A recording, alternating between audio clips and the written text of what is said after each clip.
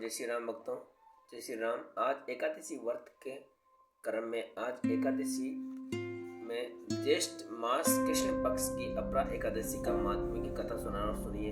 युधिष्ठिर ने पूछा, जनार्दन, ज्येष्ठ के कृष्ण पक्ष में किस नाम की एकादशी होती है? मैं उसका महात्म्य सुनना चाहता हूँ, उसे बताने की कृपा कीजिए। भगवान श्री कृष्ण बोले, राजन, तुमने संपूर्ण लोगों के हित के लिए बहुत उत्तम बात पूछी। राजेंद्र, इस एकादशी का नाम अपरा है। ये बहुत पुण्य प्रदान करने वाली और बड़े बड़े पातकों का नाश करने वाली है। ब्रह्म हत्या से दबा हुआ, गोत्र की हत्या करने वाला, गर्भस्थ बालक को मारने वाला, पर निंदक तथा पर स्त्री लंपट पुरुष भी अपरा एकादशी सेवन से इससे ही पाप रहित हो जाता है।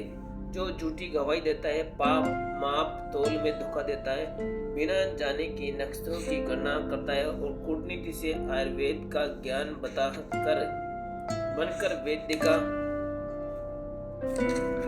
काम करता है, ये सब नरक में निवास करने वाले प्राणी हैं। परंतु अपरा एकादशी के सेवन से ये भी पाप रहित हो जाते हैं।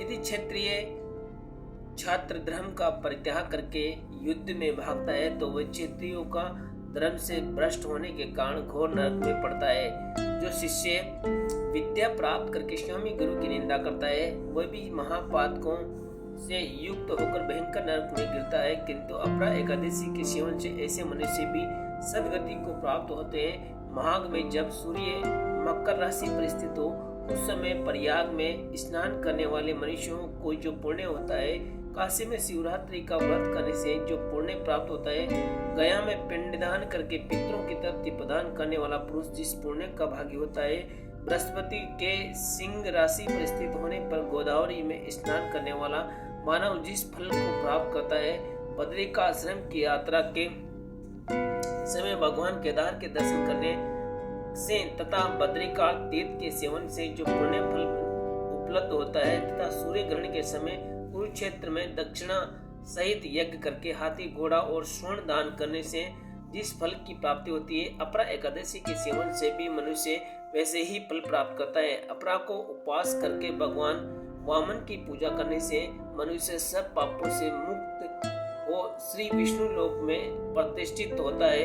इसको पढ़ने सुनने से सहस्त्र गोदान का फल मिलता है। जय श्री राम।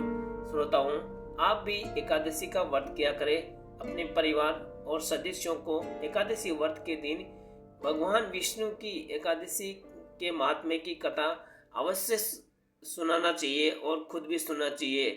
और इस कथा को अपने परिवार और ग्रुप में शेयर कर दीजिए और कमेंट में जय श्री राम लिख दीजिए। ऐसी ही अनेक भक्ति कथाएं सुनने के लिए हमारे चैनल एच सीरीज भक्ति धारा को सब्सक्राइब करें। जय श्री राम।